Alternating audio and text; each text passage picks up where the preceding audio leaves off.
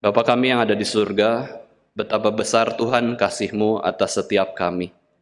Kiranya kami boleh terus merenungkan, terus memahami kasih-Mu yang begitu kekal, begitu tak terbatas, dan begitu melampaui segala akal pikiran kami ini.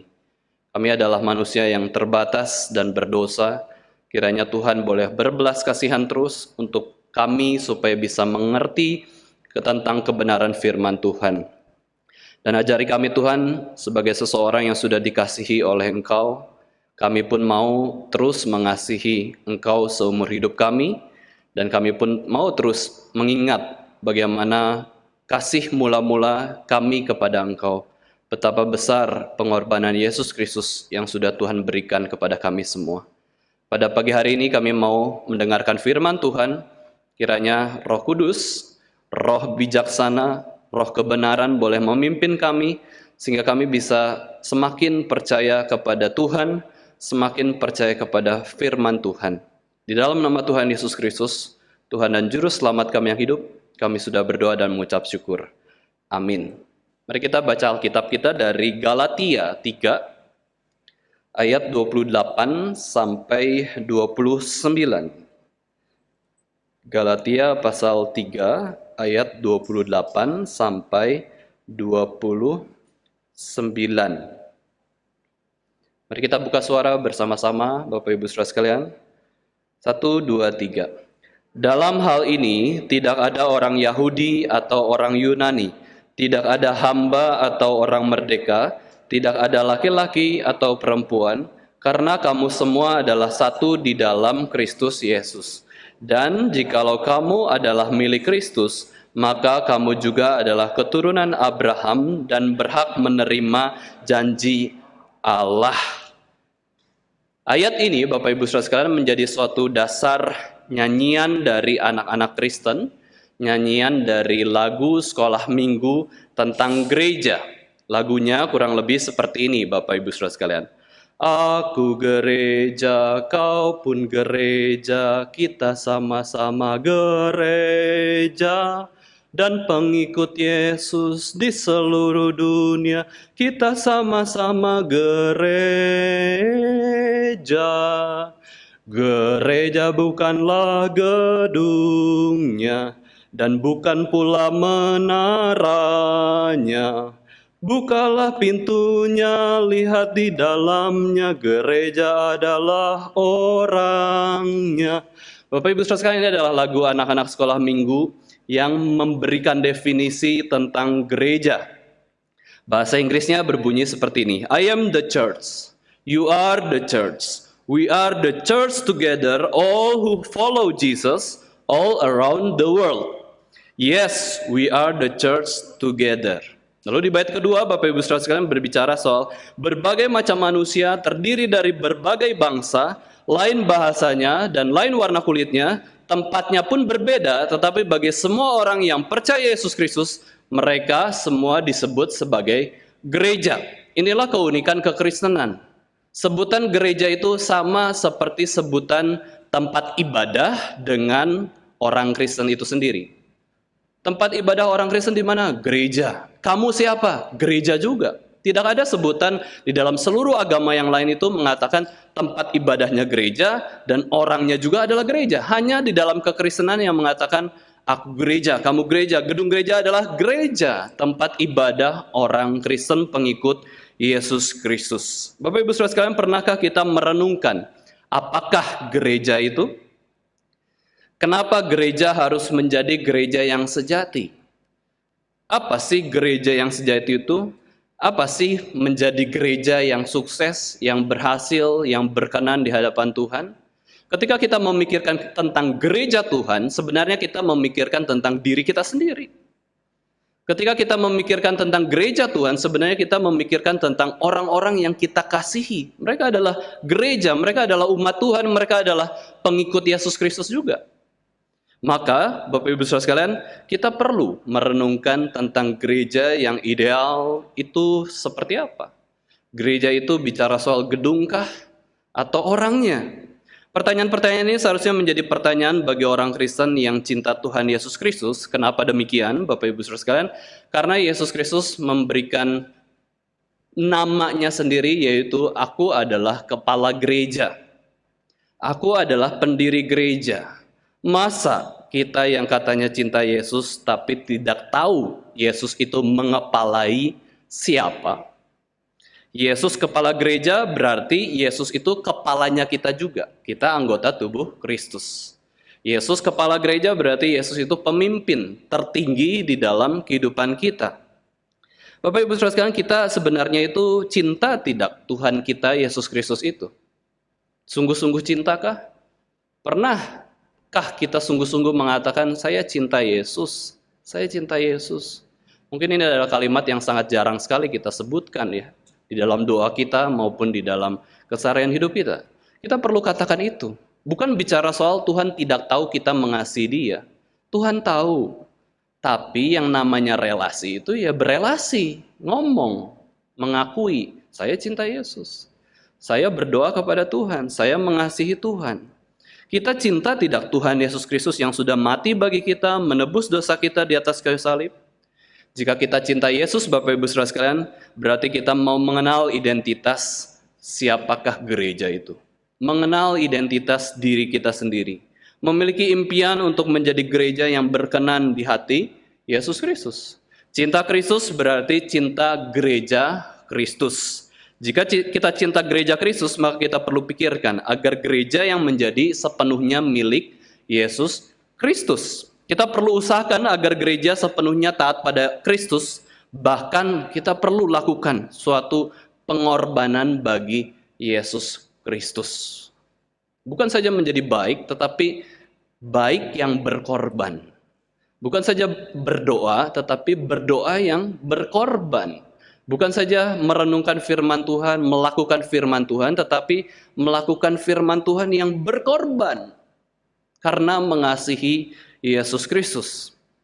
Kita perlu usahakan gereja ini. Jangan sampai ada satu bagian dalam gereja yang akhirnya di luar Yesus Kristus. Orang Kristen perlu memikirkan bagaimana menjadi gereja yang sukses, berhasil, dan serupa dengan Yesus Kristus sendiri yang adalah kepala gereja. Charles Haddon Spurgeon, seorang pengkhotbah Reform Baptis, Bapak Ibu Saudara sekalian, dia pernah dijuluki sebagai Prince of Preachers. Pangerannya para pengkhotbah. Kenapa dia disebut demikian? Karena di dalam khotbah-khotbahnya dia begitu dipenuhi Roh Kudus. Banyak orang mau mendengarkan khotbahnya. Banyak orang ketika mendengarkan khotbahnya itu ada semangat, ada keberanian, ada hati yang mengasihi Tuhan. Dan juga Charles Spurgeon itu disebut the Prince of Preachers. Kenapa? Karena dia begitu terus terang menyatakan kebenaran kepada banyak orang. Meskipun dia tahu bahwa kebenaran itu tuh tidak disukai oleh banyak orang. Tapi dia nyatakan. Pelayanan yang dia kerjakan juga banyak memenangkan jiwa. Nah, sewaktu-waktu, Bapak Ibu Saudara sekalian, dia pernah ditanya oleh seorang wanita tentang gereja yang sempurna. Apa sih gereja yang sempurna itu? Spurgeon menjawab ya, kamu tidak akan menemukan gereja yang sempurna seperti di surga. Yang sempurna itu nanti surga dan kerajaan surga yang akan datang itu. Dan jika kamu menemukan suatu gereja yang sempurna di bumi yang masih jatuh ke dalam dosa ini, kamu jangan dekat-dekat dengan gereja tersebut. Nanti kamu akan merusaknya. Nanti kamu akan menodai gereja itu dan gereja itu langsung seketika tidak sempurna. Karena apa? Kamu ada di situ. Ya. Kalau ada gereja sempurna, kita datang ke sana, gereja itu jadi tidak sempurna. Dan memang kenyataannya Bapak Ibu Saudara sekalian tidak ada gereja yang sempurna. Hamba Tuhan berdosa, pengurus berdosa, jemaat berdosa, semua itu orang berdosa. Maka kita, ya, Saudara sekalian sangat sulit sekali untuk bagaimana menunjukkan Kristus di dalam gereja Tuhan. Karena kita melawan kuasa dosa. Tetapi kuasa dosa ini kita perlu ingat bahwa itu sudah dikalahkan oleh Yesus Kristus. Maka gereja seharusnya menjadi gereja yang terus meneladani perkataan maupun perbuatan Yesus Kristus. Kita mau mencapai kesempurnaan sesuai dengan target yang Tuhan berikan. Maka Tuhan katakan suatu tuntutan yang luar biasa, begitu susah bagi orang Kristen, yaitu hendaklah kamu sempurna seperti Bapamu di surga adalah sempurna. Tapi aku nggak bisa sempurna di bumi ini, karena bumi masih berdosa, aku masih berdosa. Tetapi ada target yang Tuhan tetapkan bagi engkau sendiri. Ada talenta yang Tuhan berikan, nah disitulah kamu sempurna. Kemampuanmu berapa, lakukan sesuai dengan kemampuanmu. Jangan talentamu berapa, lakukan kurang dari talentamu.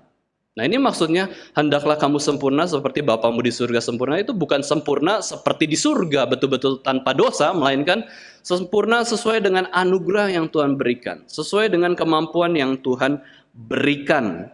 Nah dari kisah ini, sebagai orang Kristen kita perlu menuntut diri agar gereja itu perlu mereformasi diri terus-menerus. Kalau ada gereja yang rusak, Bapak Ibu Saudara sekalian, yang dibutuhkan apa? Reformasi. Kalau ada gereja yang hancur, gereja yang tidak sesuai dengan Yesus Kristus, yang dibutuhkan apa? Reformasi. Maka semboyan dari gereja-gereja reform itu apa, Bapak Ibu Saudara sekalian? Ecclesia Reformata Semper Reformanda. Gereja reform, gereja berteologi reform, gereja yang sesuai dengan kebenaran Alkitab, yang paling setia kepada kebenaran Alkitab, harus senantiasa direformasi oleh Alkitab itu sendiri. Karena apa? Gereja tidak sempurna, tetapi mau terus menyempurnakan diri sesuai dengan anugerah dan talenta yang Tuhan berikan. Lewat mana? Alkitab, firman Tuhan. Jangan sampai gereja sudah tidak sempurna, berdosa, terus kita tinggalkan. Terus kita malah ikut merusak gereja, malah tidak jadi sempurna lagi. Malah kita juga nggak mau berkontribusi atau mau melayani sesama di gereja. Gereja harus selalu direformasi. Siapa yang mereformasi? Siapa yang mereformasi? Kita. Kita gereja kok. Kalau kita ada yang salah dalam tubuh kita, kita reformasi kan. Datang ke dokter, pengobatan. Kalau ada saudara kita yang kita kasihi sakit atau ada yang salah, kita ingin mereformasi dia, memperbarui, memperbaiki kehidupannya. Nah itulah wujud dari gereja reform, gereja yang mau terus memperbaiki. Ya, gereja yang terus mau direformasi oleh firman Tuhan. Itulah sebabnya kita perlu terus mempelajari gereja yang sejati itu seperti apa, supaya kita tidak tersesat. Sekarang di luar sana apakah banyak gereja yang sejati? Banyak kalau mereka sungguh-sungguh kembali kepada Alkitab. Tetapi kita juga bisa katakan bahwa di luar sana apakah banyak gereja yang sesat? Banyak. Lalu apa yang kita lakukan? Membiarkan mereka? Tidak. Kita bisa mengundang untuk bisa melihat Alkitab. Kita bisa mereformasi mereka, tidak menjauhi mereka. Kita memperbaiki mereka apa yang kita bisa perbaiki. Nah, Bapak Ibu Saudara sekalian, seringkali kan Pendeta Stephen Tom bagaimana caranya dia itu mereformasi gereja lain. Kalau gereja yang dia dirikan sendiri itu sangat mudah. Dia pemimpin tertinggi. Dia punya otoritas tertinggi sebatas manusia. Meskipun kita tahu bahwa kepala gereja adalah Yesus Kristus. Tetapi bagaimana dia mereformasi gereja lain? Karena apa?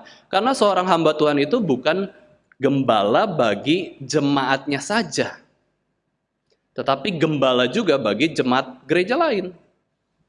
Saya, Bapak Ibu Saudara sekalian, bukan gembala dari jemaat Bapak Ibu Saudara sekalian di GRI Yogyakarta saja, bukan. Tetapi gembala juga dari jemaat-jemaat gereja-gereja yang lain, yang salah, yang tersesat. Bahkan saya juga gembala dari orang-orang yang bukan beragama Kristen. Nah, bagaimana Pendeta Stephen Tom menggembalakan atau mereformasi gereja yang lain? Salah satunya paling mudah adalah apa? Teguran dari jauh ya. Teguran dari jauh, mengusik kenyamanan mereka dan membuat mereka berpikir betul apakah yang dikatakan oleh dia dalam khotbah-khotbahnya, dalam mengkritik, menegur, menyatakan kebenaran. Itulah yang bisa kita lakukan sebenarnya waktu kita dalam reformasi itu. Reformasi pasti ada kritik. Reformasi pasti ada penyampaian kebenaran. Reformasi pasti ada selisih, konflik, pasti namanya reformasi kok. Memperbaiki sesuatu yang salah, memperbaiki sesuatu yang bahaya. Nah ini ya, tugas kita perlu memahami gereja yang sejati, Nah, jika kita hidup di lingkungan gereja yang palsu, maka hati-hati, kita nanti imannya pun bisa palsu, bisa sesat. Nah, sekarang kita bagi khotbah ini di dalam dua bagian, Bapak Ibu Saudara sekalian. Bagian yang pertama adalah apa sih gereja itu? Ya, apa sih gereja itu? Ini kita sudah sedikit bahas ya di dalam outing Remaja Pemuda GRI Yogyakarta kemarin di Puncak Becici ya. Di Puncak Becici kita sudah sedikit merenungkan tentang gereja, tapi pada hari ini kita juga akan merenungkan tentang gereja lebih lagi. Definisi pertama gereja adalah umat Allah. Sama seperti lagu anak sekolah minggu, aku gereja, kamu gereja. Kita pengikut Yesus itu adalah semua gereja. Di sepanjang zaman, di seluruh tempat, setiap orang yang mengikut Yesus, mereka adalah gereja. Dan gereja adalah umat Allah, domba gembalaan Allah sendiri. Kita ini milik Tuhan. Ya, Bapak Ibu Saudara, kita perlu perhatikan. Kita itu bukan milik kita sendiri. Hidup kita ini sudah dimiliki oleh Kristus. Kita ada pribadi yang hidup dalam hati kita, di dalam Roh Kudus, yang membuat kita percaya kepada Yesus Kristus. Kita ini milik Allah. Kita harus sadari hal ini. Kita dimiliki oleh Allah, maka kita tidak sembarangan untuk menggunakan tubuh kita ataupun hidup kita ini. Kalau kita pinjam barang orang, Bapak Ibu Saudara sekalian, mungkin barang yang mahal ya, mungkin drone-nya orang, mungkin laptopnya orang, Bapak Ibu Saudara sekalian, kita berani nggak ngapa-ngapain barang tersebut? Meskipun sudah dipercayakan, meskipun orang yang meminjamkan itu sudah percaya, oke, saya minjemin berarti tahu resikonya. Bisa hilang, bisa rusak, dan lain-lain. Tapi terus dipinjamkan lah. Kita nggak akan berani sembarangan ya, menggunakan barang orang. Maka paling enak kita gunakan barang sendiri ya untuk bekerja ataupun melayani Tuhan. Dan demikian juga ya, kita harus sadar bahwa hidup kita ini tidak kita miliki sendiri. Ada yang memiliki yang lain, yaitu Tuhan. Nah, kita bisa lihat bahwa gereja itu visible dan invisible ya. Visible itu adalah kita yang bisa melihat sesama kita, Bapak Ibu Saudara sekalian, yang pengikut Yesus kita bisa lihat, dan juga gedung gereja yang meninggikan Yesus Kristus. Ya, gedung gereja juga ada filosofi arsiteknya ya, mau meninggikan siapa di gedung tersebut, mau memperlihatkan siapa. Nah, kalau kita bisa lihat bahwa di gedung gereja itu ada salibnya, itu sangat puji Tuhan. Itu berarti meninggikan salib Kristus. Saya pernah dengar cerita ya dari pengkhotbah yang lain bahwa justru gereja itu harus bentuknya ada bentuk gereja supaya orang lain tahu itu gereja. Ya, maka pemerintah kalau nggak salah di Thailand itu justru kamu mau bangun gereja, buat gedung gereja dulu. Ketika ada gedung gereja, modelnya gereja, maka pemerintah akan langsung setujui. Nggak dipersulit, misalkan seperti di Indonesia ya. Wah, harus punya KTP dulu dan lain-lain, membangun dulu, diam-diam dulu ngumpul ya sampai 60 jemaat baru bangun gedung gereja mengusahakannya. Enggak. Di negara ateis ya, negara orang Buddha lah ya, Thailand itu, justru buat dulu, kamu bisa nggak buat gedung gereja? Bentuknya gereja dulu, baru aku kasih izin langsung dari pemerintah. Itu sangat mudah ya. Nah, gereja itu visible, bisa dilihat secara manusia maupun gedungnya, tetapi invisible itu adalah orang-orang pengikut Kristus sepanjang zaman. Gereja itu orangnya. Gereja itu orang Kristen yang terlihat secara fisik maupun tidak terlihat secara fisik, itu gereja, dan umat Allah yang sudah ditebus dengan darah Yesus Kristus. Jadi gereja itu adalah komunitas. Gereja adalah pribadi orang. Perkumpulan orang-orang yang beriman pada Yesus Kristus. Nah, dari mana kita tahu definisi nih, Bapak Ibu Saudara sekalian? Mari kita lihat Mazmur 100 ayat 3.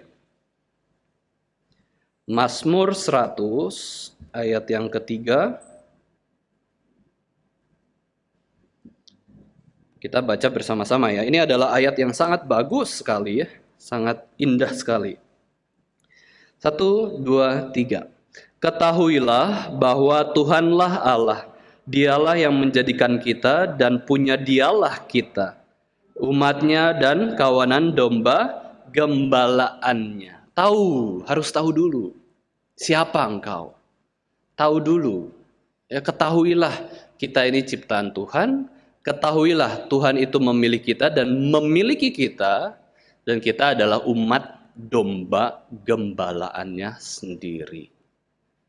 Kalau domba Tuhan itu tercerai-berai, yang paling sedih itu siapa?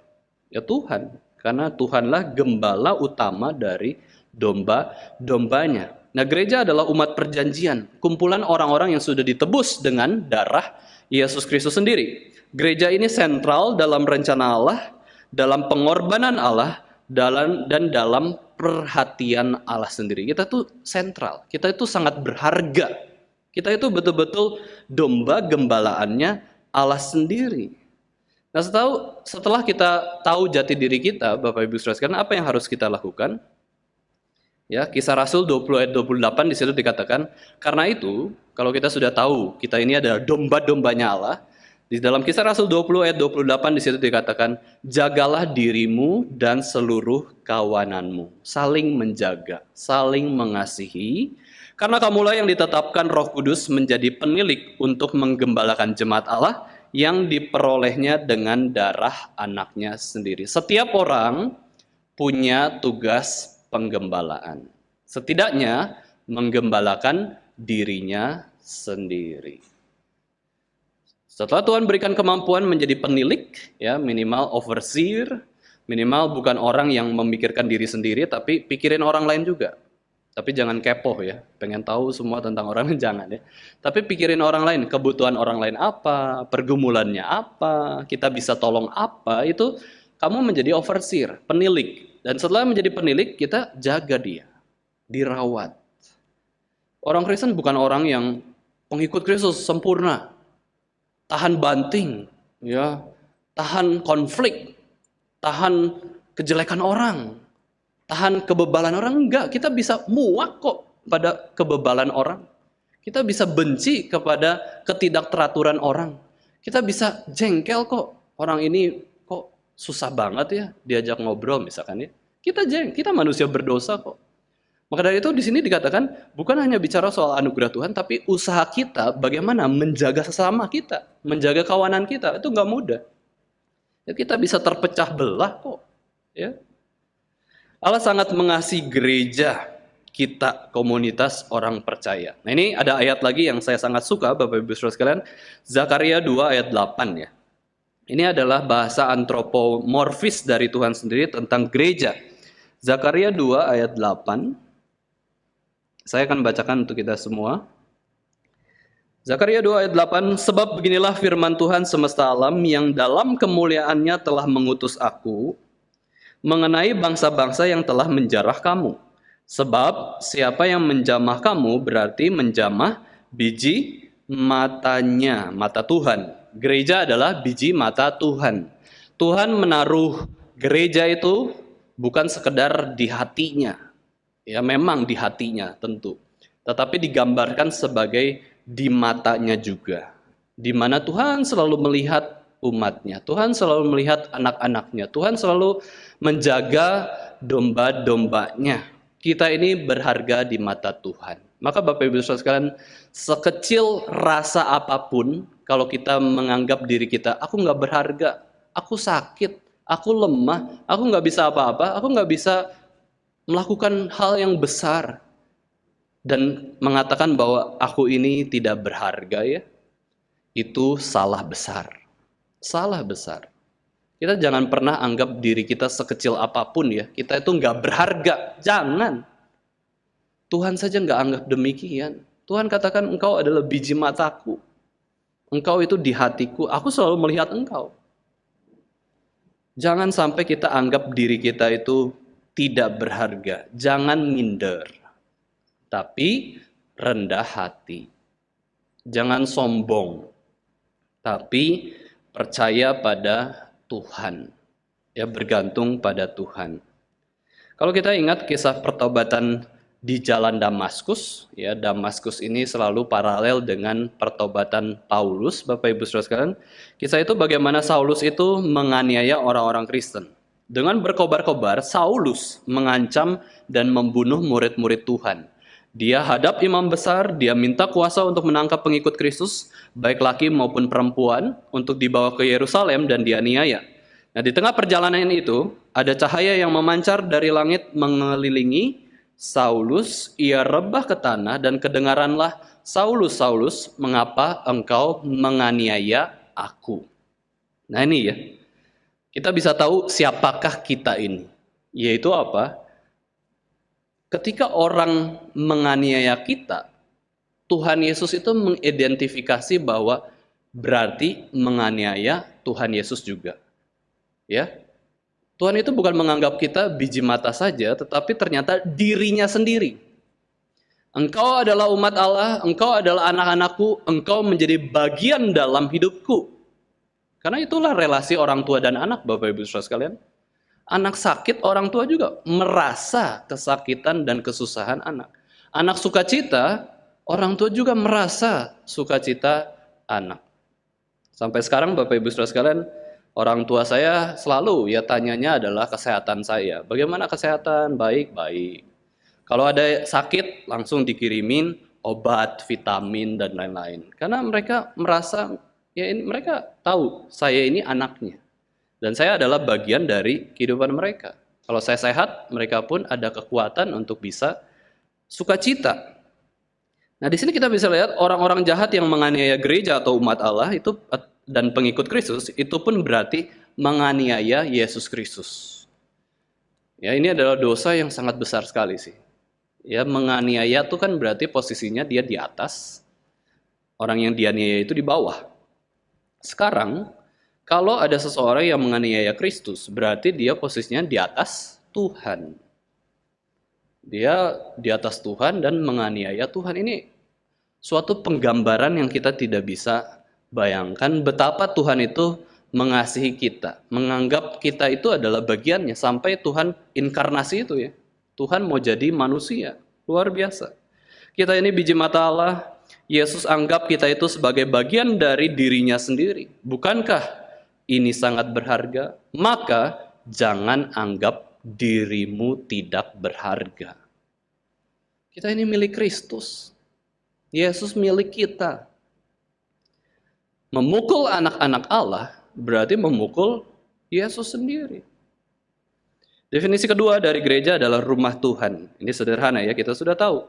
Gereja itu adalah wadah di mana kita bisa melayani Tuhan. Kumpul orang-orang Kristen mengumpulnya di mana? Waktu ibadah di hari Minggu khususnya ya. Rumah Tuhan.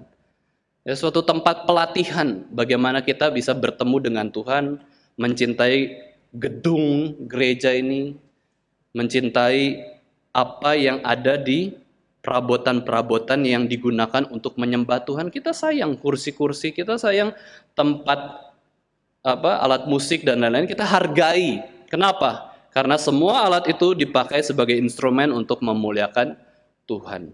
Nah, ini mempersiapkan kita nanti beberapa bulan lagi kita akan beribadah di jalan leres, yaitu bahasa Jawanya ya, jalan benar.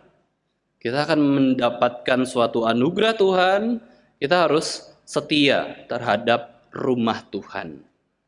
Bagaimana wujud seseorang itu penuh kasih kepada kepemilikannya, Bapak Ibu sekalian? Caranya adalah memikirkan dan merawatnya kan. Kalau kita rawat binatang, Bapak Ibu Saudara sekalian, tahu dari mana si perawat itu tuh penuh kasih kepada apa yang dia rawat binatangnya. Ya, ketika binatang itu baik, sehat, ya terus senang sama pemiliknya. Ya, karena ada binatang-binatang juga takut sama pemiliknya kayak gitu ya. Nah, itu Bapak Ibu Saudara sekalian, kita bisa melihat, kita bisa mewujudkan kasih kepada Tuhan lewat apa? Lewat sesama manusia. Memang tujuan akhir kita menghargai alat-alat atau benda-benda mati itu bukan tujuan akhir ya. Itu tujuan akhirnya adalah memuliakan Allah dan juga mengasihi sesama. Tetapi itu bentuk salah satu sarana kita menghargai dan mengasihi Tuhan dan sesama adalah kita sungguh-sungguh merawat benda-benda mati ini untuk dipakai bagi kemuliaan Tuhan. Ya, gereja itu adalah tempat kasih, tempat rumah Tuhan, pemimpinnya Yesus Kristus sendiri. Ya, maka itu jangan sampai ya ada orang yang terlalu berkuasa di gereja. Apakah itu orang kaya? Apakah itu pendetanya?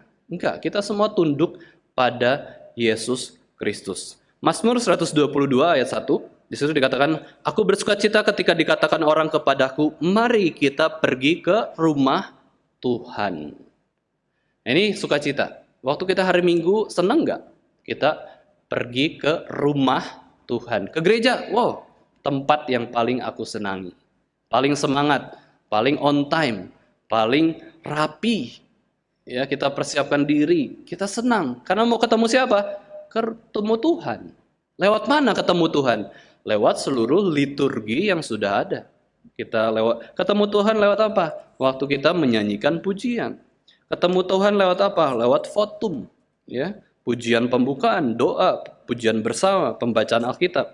Yang terutama adalah pemberitaan firman Tuhan. Kita sedang bertemu Tuhan, Bapak Ibu Saudara sekalian. Kita sedang bertemu Tuhan melalui komunitas gereja ini. Hari Minggu orang Kristen beribadah di mana? Gereja. Gedungnya, ya, gedungnya di mana? Nah, itu nanti kita akan menikmati gedung gereja di Jalan Leres, ya. Definisi ketiga. Definisi ketiga dari gereja adalah eklesia, berarti dipanggil keluar. Siapa yang dipanggil keluar, Bapak Ibu Saudara sekalian? Kita kan, ya. Gedung gereja nggak bisa pindah-pindah. Ya, dipanggil keluar. Ayo, GRI Yogyakarta pindah ke Bantul misalkan, ya. Pindah, nggak bisa. Kita bisanya buat cabang. Ya, buat cabang. Ya, Sinode GRI mengatakan bahwa kalau gerejanya sudah kurang lebih yang hadir di dalam ibadah minggu itu 200 orang, kita mungkin hanya 100 ya, sekitar 100-an nih, baru bisa memikirkan buat gedung buat cabang gereja lainnya. Kalau sudah 200, masuk akal? Masuk akal.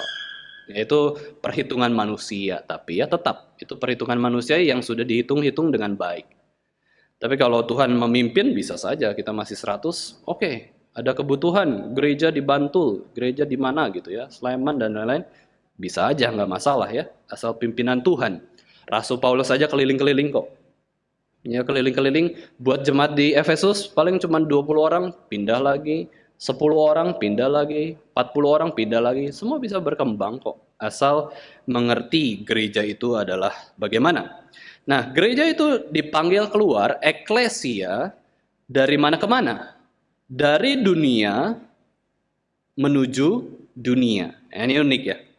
Kita ini dipanggil keluar dari dunia. Maksudnya dunia di sini adalah meninggalkan duniawian, keduniawian, meninggalkan dosa.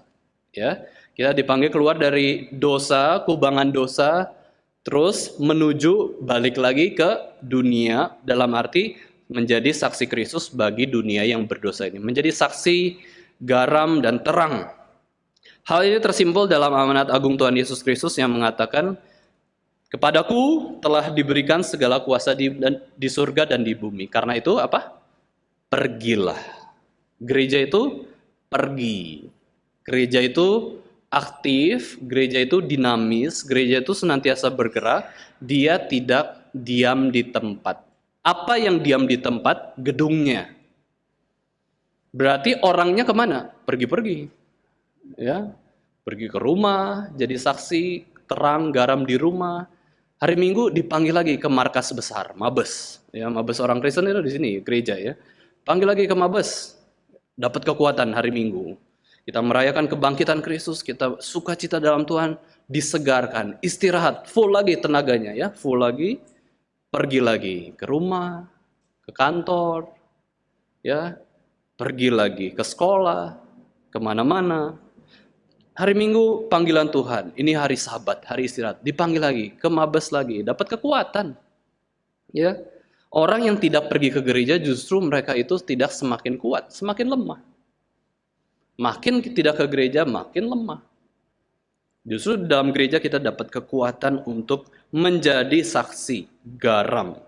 Jadi ketika ditanya seberapa penting gereja, Bapak Ibu Saudara sekalian, dari 3 definisi yang sudah kita bahas barusan, gereja itu orangnya, umat pilihan Tuhan, gereja itu gedungnya, gereja juga dipanggil keluar, maka gereja itu sangat berharga.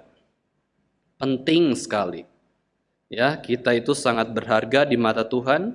Kita itu adalah umat kesayangan Tuhan. Bukankah gereja itu sangat indah, Bapak Ibu Saudara sekalian? Ya, bisa bayangkan jika tidak ada gereja, apa jadinya? Nggak ada markas besar ya. Nggak ada tempat kita dapat kekuatan rohani yang besar dari Tuhan. Sama ibarat kita itu bayangkan kalau tidak ada rumah tinggal. Gimana kita ya? Nomaden terus. Tidur di halte, di pasar, nggak ada rumah kita. Mau kembali kemana? Mau dapat tempat peristirahatan di mana? Mau tidur dengan tenang di mana? Nggak ada rumah kok. Tetapi Tuhan buat rumahnya sendiri. Kamu gereja berkomunitas, ada gedung gereja, dan juga jangan lupa, kamu bukan untuk berkumpul-kumpul sebatas di gereja saja, tetapi dipanggil untuk keluar. Maka Bapak Ibu sekalian, tidak ada salahnya ya.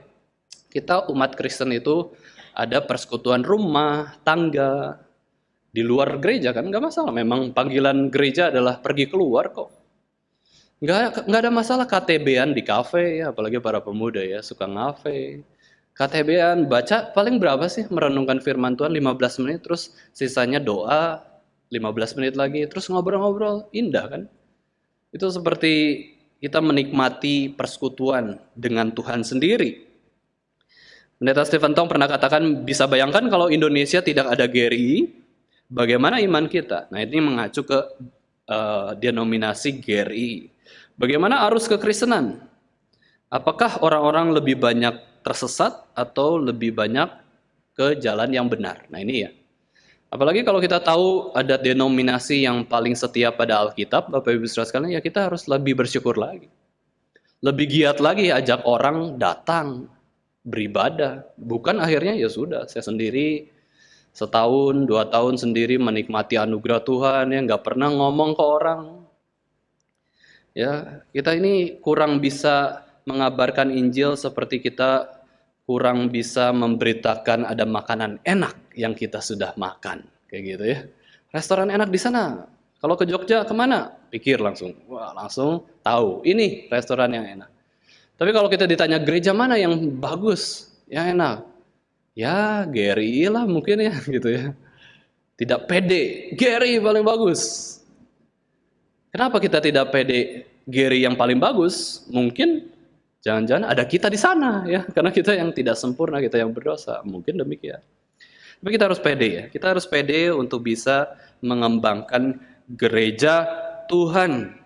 Sebenarnya Bapak Ibu sekalian, kalau saya perhatikan merenungkan beberapa tahun kita ibadah di tempat ini, oke lah. Ya, gedungnya agak tua ya, remang-remang, sinarnya kayak kurang ya. AC-nya kurang dingin mungkin ya. Dan lain-lain, tapi ini kapasitas besar. Parkiran cukup, nggak kurang-kurang ya. Parkiran bisa. Kita bisa mulai pikirkan ya. Kita bisa harusnya lebih banyak lagi menjangkau orang datang beribadah ke rumah Tuhan. Nah, dengan pengertian gereja yang begitu limpah ini, sangat sayang bila orang Kristen itu tidak cinta gereja Tuhan. Tidak cinta gereja Tuhan berarti apa? Tidak cinta dirinya sendiri. Tidak cinta dirinya sendiri berarti apa? Dia kurang bisa mengenal dirinya sendiri. Sayang sekali ada orang Kristen tapi tidak mau menguduskan hari Sabat. Ada juga yang punya kekecewaan kepada gereja, akhirnya kadang-kadang ibadah di gereja. Ada orang Kristen yang enggan dan tidak mau datang ibadah di gereja Tuhan karena berbagai alasan yang dia buat sendiri. Nah, sebenarnya kita sedang kalah oleh dunia, oleh setan, oleh diri kita sendiri. Kalau kita tidak melakukan firman Tuhan. Itu kan musuh kita ya. Musuh rohani kita adalah kedagingan kita sendiri, dunia yang berdosa, orang lain yang berdosa itu, dan juga setan, penipu yang ulung. Setan ini ya membuat strategi kita tidak melakukan firman Tuhan, bukan karena 2 alasan dari musuh yang lain. Yaitu apa? Kamu tidak melakukan firman Tuhan tidak apa-apa. Itu bukan salah kamu, ya, itu bukan salah orang lain, ya, bukan salah siapa-siapa, tapi salah setan sendiri. Bayangkan ya, setan rela menyalahkan dirinya sendiri. Setan rela mengalah supaya orang Kristen tidak lakukan firman Tuhan. Dari sini kita bisa lihat, wah setan ini mengerikan ya. Pribadi yang mengerikan, pribadi yang sangat berkorban. Kita nyalahin setan, ini sekarang setan sih, saya nggak bisa melakukan firman Tuhan. Ya. Setan rela disalahkan supaya firman Tuhan tidak dijalankan oleh kita.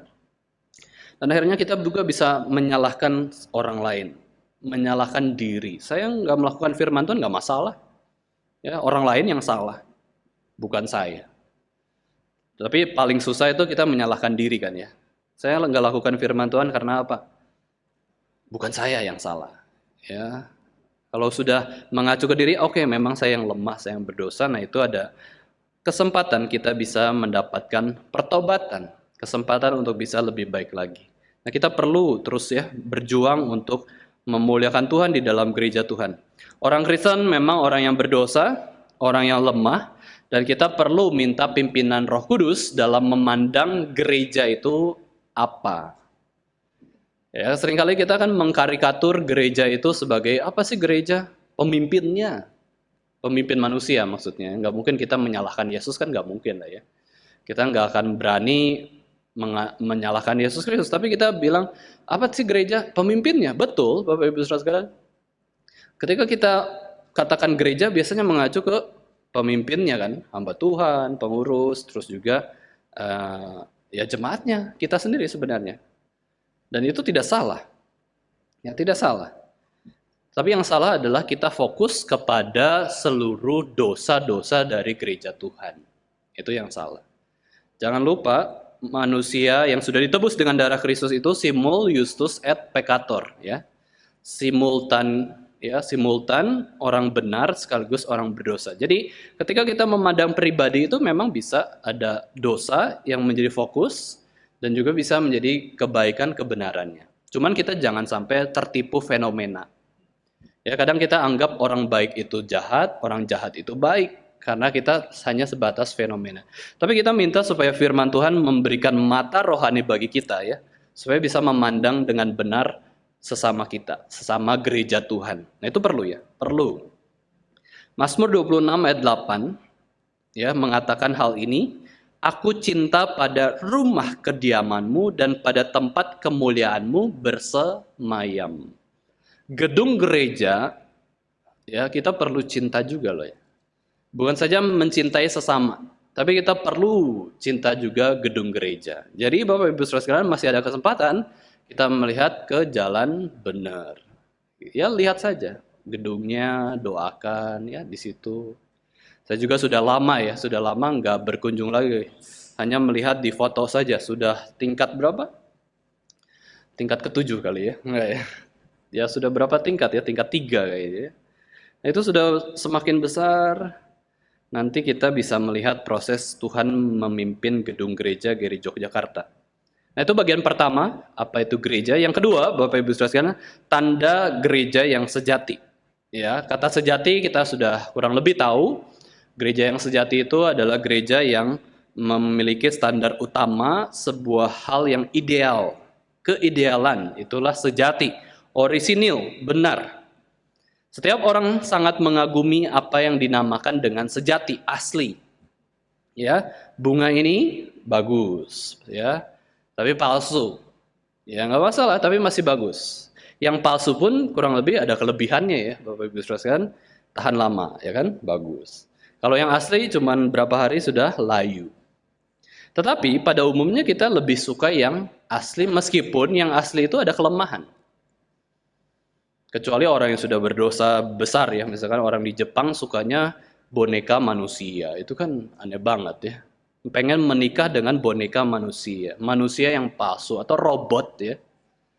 Kita bagaimanapun suka yang asli, ya suka yang asli. Bukan suka pasangan yang palsu, enggak. Suka pria dan atau perempuan yang kita sukai itu asli manusia, bukan yang lain. Tidak ada yang suka yang palsu, uang palsu, makanan palsu, segala hal yang palsu. Maka kalau kita memikirkan tentang gereja, Bapak Ibu Saudara, kita itu harusnya tidak suka gereja yang palsu, suka gereja yang sejati. Ya. Kapankah pembahasan tanda-tanda gereja sejati itu mulai menjadi penting? Menurut sejarah kekristenan, pembahasan tentang mana gereja yang sejati, tanda-tandanya apa sih? Dibedakan dengan gereja-gereja yang palsu. Nah, itu muncul ketika ada gereja yang satu mengklaim aku benar, aku sejati, aku gereja yang benar, aku paling mendekati firman Tuhan, paling setia sama Alkitab. Tapi di satu sisi ada gereja yang lain juga mengatakan, enggak, gereja kami yang setia pada Alkitab. Gereja kami yang betul meneliti firman Tuhan itu bagaimana. Kami yang benar. Loh, tapi prakteknya beda. Ya, perbuatannya berbeda, Injil yang diberitakan juga berbeda. Semua mengklaim benar. Benar, benar, benar, semua gereja benar.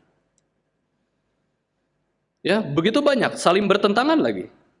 Sehingga orang-orang Kristen itu mulai bertanya-tanya, manakah yang benar? Manakah yang paling baik? Manakah yang sejati? Apakah semuanya gereja sejati? Kalau semua gereja sejati, ya udah. Boleh pergi kemanapun kamu mau. Ke gereja paling dekat, sekalipun itu palsu, kamu anggap sejati, ya datang ke sana. Nah, ini ya, orang mulai berpikir dan membingungkan, akhirnya mereka membuat suatu ciri atau tanda. Nah, John Stott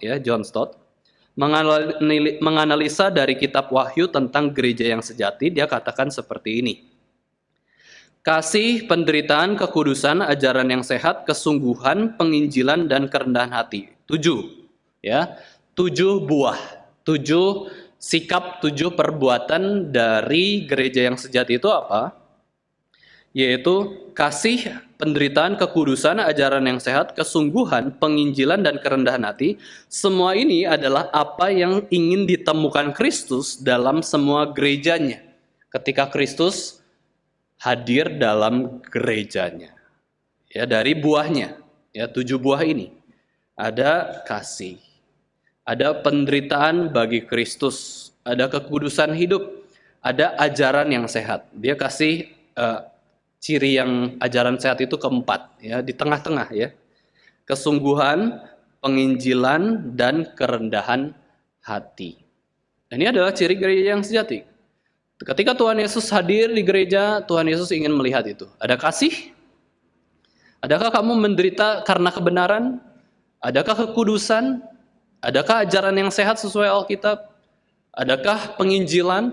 Adakah kerendahan hati? Adakah kesungguhan melayani Tuhan? Itu John Stott, ya, teolog modern. Kita mundur lagi. John Calvin menyebutkan 2 tanda gereja yang sejati. Sederhana, John Calvin, ya, dia kasih 2 tanda saja, yaitu pemberitaan Tuhan yang firman Tuhan yang murni, Alkitab yang diberitakan, bukan hal yang lain. Jadi John Calvin sangat menentang adanya dongeng-dongeng, pengalaman-pengalaman, motivasi-motivasi dari mimbar, dari pengkhotbah. Yang penting firman Tuhan diberitakan dengan baik. Itu ciri pertama. Yang kedua, pelaksanaan sakramen, perjamuan kudus dan baptis. Ini yang diakui, ya, oleh gereja yang sejati. Ini adalah perintah Tuhan yang diperintahkan oleh Yesus Kristus sendiri. Dan Yesus sendiri sudah menjadi teladan bagi sakramen ini. Yesus Kristus dibaptis dan Yesus Kristus pun menjalankan perjamuan kudus.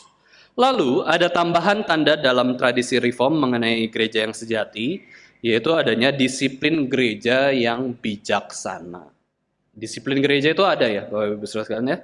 Minimal lah, ya, kalau di dalam gereja reform itu disiplin gereja itu kan misalkan firman Tuhannya yang menegur. Ya, firman Tuhannya menegur, itu minimal hal itu, ya, disiplin gereja yang paling kecil.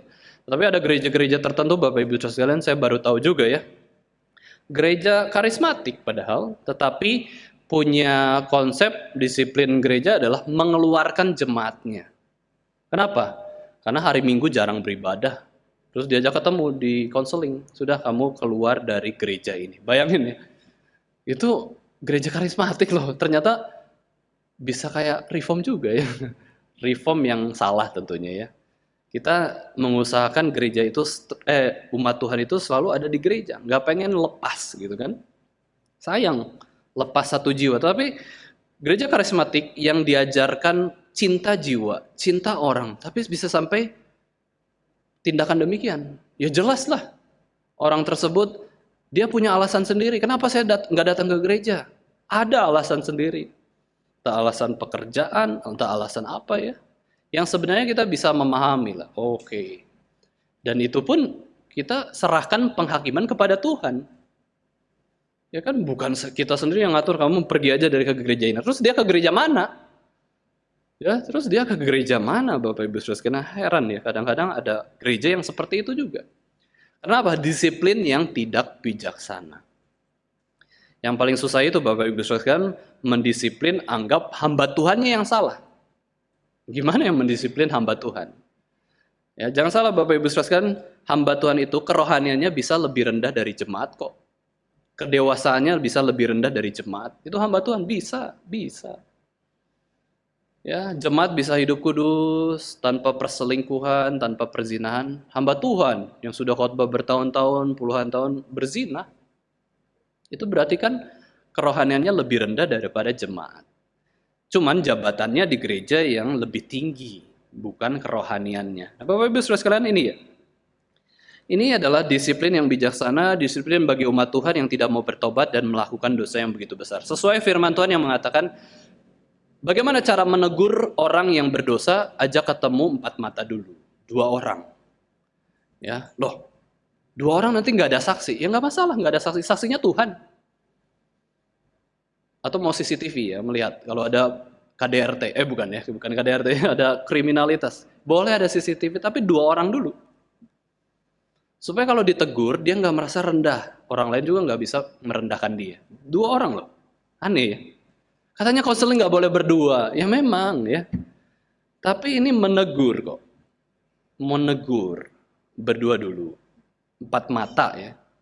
Setelah ditegur, lihat. Sebulan, 2 bulan bertobat nggak orang tersebut?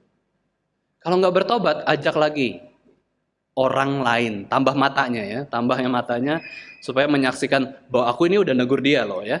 Nah sekarang kamu menyaksikan, kita tegur lagi. Kamu masih ada dosa yang sama. Kamu masih ada dosa yang sama. Kenapa kamu demikian? Dan lain-lain. Akhirnya diskusi. Sudah Bapak Ibu Saudara sekalian, apa yang dilakukan? Diusir? Enggak. Yang dilakukan orang Kristen ketika mendisiplin orang itu adalah menyerahkannya pada Tuhan. Terserah Tuhan mau apakan dia. Tanggung jawabku sebagai orang Kristen sudah selesai. Aku sudah ngomong 4 mata. Aku sudah ajak orang untuk menasihati. Harus diapain lagi sih untuk orang itu bisa berubah? Nggak ada. Ajak omong 4 mata dan ajak ngobrol lebih banyak orang, itu sudah teguran paling besar. Itulah kenapa di pengadilan, Bapak Ibu Saudara sekalian, kan kayak gitu kan, menegur, memvonis, ada saksi banyak, malah banyak ya di pengadilan itu. Karena itu hukuman yang sudah teguran yang paling keras, disaksikan banyak orang. Ya. Tapi ada juga, ini lebih halus, yaitu ketemu 4 mata, hanya ngobrol dari hati ke hati, supaya rada aman, ada CCTV gitu ya, dibuktikan, tapi nggak ada suaranya ya, nggak bisa dengar suara CCTV-nya. Nah, dalam buku Mark Dever, ya, tentang 9 tanda gereja yang sehat, dia menjelaskan ciri-ciri dari tanda gereja yang sehat. Ya, ada 5 tanda pertama dari gereja yang sehat itu ternyata berkaitan dari si pemimpinnya, pengkhotbahnya. Oh berat ya, Bapak Ibu Saudara sekalian. Kalau mau menilai gereja itu sehat, gereja itu dewasa dari pemimpinnya, ya, pengkhotbahnya, gembalanya. Saya belum jadi gembala ya, Bapak Ibu sekalian, jangan lihat saya. Bukan ya. Maksudnya lihat kok mimbarnya. Mimbar yang diberitakan. Mark Dever katakan yang pertama, tanda gereja yang sehat itu selalu khotbahnya eksposisi. Wah, saya nggak eksposisi nih. Bapak Ibu sekalian, gimana ya?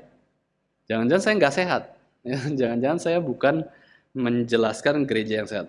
Maksudnya gini, Bapak Ibu sekalian, maksudnya bukan eksposisi itu kan bayangannya ayat per ayat. Seperti Yakobus. Saya kurang lebih 1,5 tahun baru Yakobus 3 ya, baru Yakobus 3 di Yogyakarta. Saya tidak khotbahkan Yakobus ini di Solo, Bapak Ibu sekalian. Saya khotbahkan hanya di Yogyakarta, Yakobus ini ya. Di Solo itu 1 Yohanes. Nah, itu kan urutan, ayat per ayat, perikop per perikop, paragraf per paragraf, bisa kayak gitu. Tetapi eksposisi juga itu bukan saja sekedar urutan seperti itu, tapi menjelaskan suatu tema secara limpah dari berbagai perspektif Alkitab yang disebut sebagai tematik. Meskipun tematik itu bertema, memang kurang lebih beda pembawaannya, tetapi tematik juga adalah suatu penjelasan dari berbagai sisi firman Tuhan. Jadi firman Tuhan itu menjelaskan apa? Menjelaskan janji Allah, pengharapan yang begitu agung, menjelaskan pribadi Yesus Kristus itu siapa. Firman Tuhan itu menyampaikan apa yang harus kita percaya dan bagaimana kita hidup semakin saleh. Nah itu khotbah eksposisi. Itu Mark Dever yang mengatakan. 2, tanda gereja yang sejati adalah teologi yang alkitabiah. Jadi teologi itu adalah turunan dari firman Tuhan. Teologi itu bukan firman Tuhan. Ini firman Tuhan, 100% benar. Teologi ini diolah, firman Tuhan yang diolah, dan itu usaha manusia untuk mengenal Tuhan. Teologi, ya, ilmu pengetahuan tentang Allah. Dan teologi itu bukan firman Allah, pengolahan terhadap firman Tuhan, dan teologi itu tidak bisa 100% benar, sempurna. Teologi reform pun pasti ada kelemahan. Teologi reform pun pasti ada kelemahan. Cuman kita mengakuinya adalah teologi reform yang paling sesuai dengan Alkitab. Teologi yang lain itu jauh sekali dari kebenaran Alkitab. Doktrin yang tegas, kebenaran yang komprehensif, dan pemahaman tentang pribadi dan karya Allah yang begitu jelas. Nah ini teologi yang Alkitabiah. Bapak Ibu Saudara bisa carilah di internet, di Google, jenis-jenis teologi itu apa sih? Teologi Kristen, jangan sampai kita malah cari teologi agama lain ya. Teologi Kristen yang jenis-jenisnya apa sih yang muncul dalam sejarah gereja? Nah itu kita bisa pilih, ya, bisa lihat. 3, ciri gereja yang sejati, yang sehat itu adalah Injil yang sejati. Maka ada yang buat tesis ya Bapak Ibu Saudara sekalian, para mahasiswa teologi itu buat tesis bagaimana seorang pengkhotbah itu punya khotbah yang kristosentris. Ya, bagaimana khotbah dari ayat apapun bisa mengacu kepada Yesus Kristus. Dari kitab Yakobus bisa dikaitkan ke Yesus Kristus. Nah, itu yang dilakukan oleh kurikulum dari Show Me Jesus ya, kurikulum sekolah minggu kita. Kisah apapun, Show Me Jesus. Itu Christocentric preaching, yaitu Injil yang sejati. Bagaimana kita memberitakan Yesus satu-satunya jalan kebenaran dan hidup. Yang keempat, pemahaman tentang pertobatan. Ya, pertobatan itu benar nggak? Sungguh-sungguh ya bertobat dari segala dosa, menegur orang untuk bertobat atau tidak. Atau gerejanya itu cuman mengelus-ngelus terus. Yo, kamu pasti diberkati. Kamu berdosa, tenang. Ya, kamu diampuni, kamu dapat pertolongan kok. Tuhan itu nggak diam, Tuhan itu ada bersama kamu. Padahal Tuhan juga bisa diam. Padahal Tuhan juga bisa menentang kita. Kalau kita berdosa, kita ditentang oleh Tuhan, kita didisiplin oleh Tuhan sendiri meskipun kita anak-anak Allah. Anak itu dihajar oleh orang tua yang baik dan mengasihi dia. Yang ciri kelima, Bapak Ibu Saudara sekalian, pemahaman tentang penginjilan yang setia atau tidak. Di gereja itu ada pekabaran Injil enggak? Kalau kita lihat gereja itu nggak pernah mengabarkan Injil, ya bahaya. Itu gerejanya kurang sehat. Nggak ada misalkan apa ya, pelatihan personal evangelism. Sudah tanda tanya. Nggak ada KKR regional, tanda tanya. Nggak ada pelayanan rumah sakit misalkan. Tapi pelayanan rumah sakit juga Bapak Ibu sekalian, sebenarnya kurang lebih itu penginjilannya itu cuma 25% lah. Ya, enggak 100%. Kita kunjungi orang Kristen kok. Kita doa kepada orang yang siap didoakan kok. Bukan orang yang tidak siap didoakan ya. Udah ditanya dulu sama rumah sakit, Bapak Ibu Kristen ya? Bapak Ibu Kristen ya? Mau didoakan nggak kalau ada pelayan Tuhan? Enggak. Ya udah, nggak didoain. Kalau iya, ya kita doain, kita datang. Berarti udah siap, udah Kristen. Meskipun tentu ada orang-orang Kristen yang belum sungguh-sungguh ya, kita bisa injili. Ada orang Kristen yang kita bisa injili. Maka saya bilang itu 25%. KKR regional pun Bapak Ibu Saudara kita bilang mungkin 50% lah. Itu penginjilan yang murni. Penginjilan yang 100% adalah ketika kita ketemu orang yang beda agama, kita mulai beritakan Yesus, itu baru 100%. Ya, penginjilan itu ada gradasinya juga kok ya. Bukan serta-merta kita sudah kabarkan Injil, kabarkan Injil. Ya ini juga kabarkan Injil, ibadah hari Minggu ya, kalau kayak begitu. Tapi yang maksudnya adalah pemahaman tentang penginjilan itu diutus keluar. Lalu 4 tanda gereja yang sehat yang lain adalah 6 ya. pemahaman Alkitabiah yang tentang keanggotaan gereja itu seperti apa. Ya, disiplin gereja yang Alkitabiah tadi juga sudah disebutkan. Terus yang ke-8, perhatian tentang pemuridan dan juga pertumbuhan rohani jemaat. Dan ke-9, kepemimpinan gereja yang Alkitabiah. Ya, kepemimpinan gereja yang Alkitabiah itu seperti apa? Nah, itu perlu menjadi ciri dari gereja yang sehat. Kalau ada salah satu yang kita rasa gereja kita itu kurang, Bapak Ibu Saudara sekalian, ya kita perlu memperbaiki, perlu mereformasinya. Apakah itu penginjilannya kurang? Apakah disiplin gerejanya kurang? Apakah pemahaman Alkitabnya kurang? Paling susah Bapak Ibu Saudara sekalian, saya tahu sebagai jemaat ya, itu memberitahu seseorang yang di atas jabatannya. Paling susah itu menasihati siapa Bapak Ibu Saudara di gereja? Hamba Tuhan. Ya, hamba Tuhan paling susah dinasihati. Gimana cara nasihatinya coba? Dia kan di atas kita. Tapi waktu kita menasihati hamba Tuhan, kita sedang menyehatkan gereja ini. Sulit ya? Kalau hamba Tuhan nasihati jemaat ya gampang kan ya, kurang lebih namanya juga hamba Tuhan, pengurus, ya jabatannya di atas gitu ya. Jemaat itu di bawah. Tetapi pengurus dan hamba Tuhan pun manusia yang berdosa kok. Memangnya jemaat doang yang berdosa ya? Pengurus hamba Tuhan juga berdosa. Maka perlu nasihat. Ya, perlu nasihat. Kasihan loh kalau ada hamba Tuhan yang gak pernah dinasihatin. Coba bayangin Bapak Ibu Saudara sekalian ya. Oke lah, hamba Tuhan kan nasihatnya langsung dari firman Tuhan. Oke, firman Tuhan dibaca terus, direnungkan. Tapi Bapak Ibu Saudara sekalian, apa berarti orang itu nggak perlu dinasihatin sama sesamanya? Perlu. Perlu. Ya.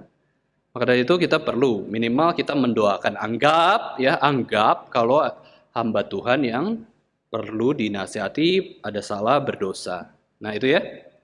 Inilah 9 tanda gereja yang sehat. Dan GRI Yogyakarta atau Yogyakarta ya, kadang bingung juga ya mau Yogyakarta atau Yogyakarta, itu harus menjadi gereja yang dewasa. Apalagi sebentar lagi, berapa bulan lagi kita pindah ke tempat ibadah gedung gereja yang baru. Nggak senyaman ini sementara. Mungkin berapa bulan itu seperti di oven mungkin ya, atau tapi ada AC juga mungkin ya, nggak tahu, nanti lihat nanti seperti apa kita bisa ibadah sementara di gedung yang sedang dalam proses itu. Kita harus persiapkan diri gereja seperti orang yang mau menikah dan tinggal di tempat tinggal yang baru bersama-sama. Kalau kita nikah, Bapak Ibu Saudara sekalian ya, ini pelajaran untuk para mahasiswa ya. Orang tua itu tuntutannya kadang-kadang tinggi juga. Ya, calon mertua kalian ya nanti ya. Kalian harus pikirin nanti ditanya sama mertua itu tinggal di mana. Bukan saja itu tinggal di mana, punya rumah atau enggak. Tapi Bapak Ibu Saudara sekalian, di gereja pun kalau melengkapi administrasi ternyata harus ada alamat tinggal kamu di mana. Jadi para mahasiswa ya yang sudah mau lulus harus pikirin juga nanti mau tinggal di mana, rumah dari mana. Ya, tinggal di mana itu suatu kayak kurang lebih hukum tidak tertulis.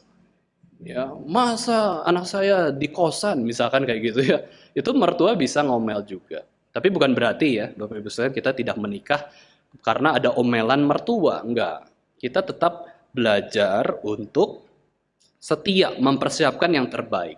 Demikian kita nih mau berelasi dengan Kristus lebih baik lagi. Kita mempersiapkan tempat ibadah yang terbaik, ya, tempat ibadah yang terbaik. Gereja Yogyakarta harus menjadi gereja yang dewasa dan sehat juga. Bukan saja dewasa tapi sehat. Kalau dewasa tapi sakit-sakitan ya sayang kan ya. Tidak produktif ya, tidak bisa menjadi hal yang berkembang. Terakhir Bapak Ibu sekalian, mari kita sama-sama melakukan firman Tuhan tentang gereja Tuhan ini. Yeskiel 34 ayat 15. Mari kita lihat. Kita baca bersama-sama Yeskiel 34 ayat 15. Yeskiel 34 ayat 15. Mari kita baca bersama-sama ayat ini. 2, 3. Aku sendiri akan menggembalakan domba-dombaku, dan aku akan membiarkan mereka berbaring. Demikianlah firman Tuhan Allah. Jangan sampai kita berpikir bahwa kitalah kunci dari penggembalaan diri kita sendiri maupun saudara-saudara kita yang kita kasihi.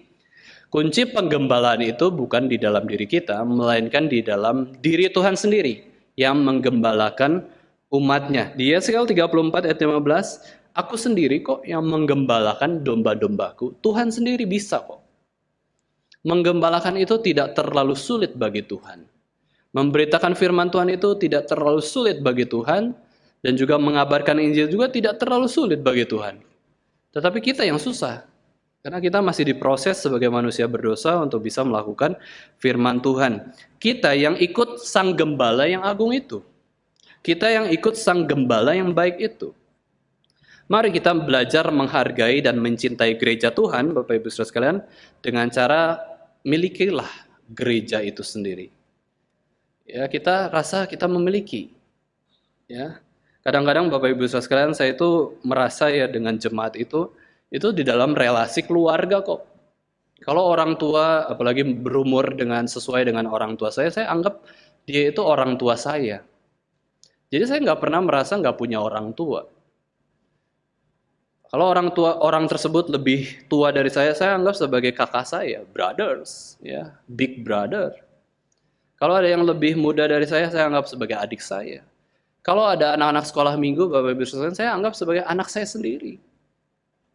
Wah, berarti kita tuh punya relasi yang indah. Karena kita anggap gereja ini adalah keluarga kita sendiri, Bapak Ibu Saudara sekalian ya.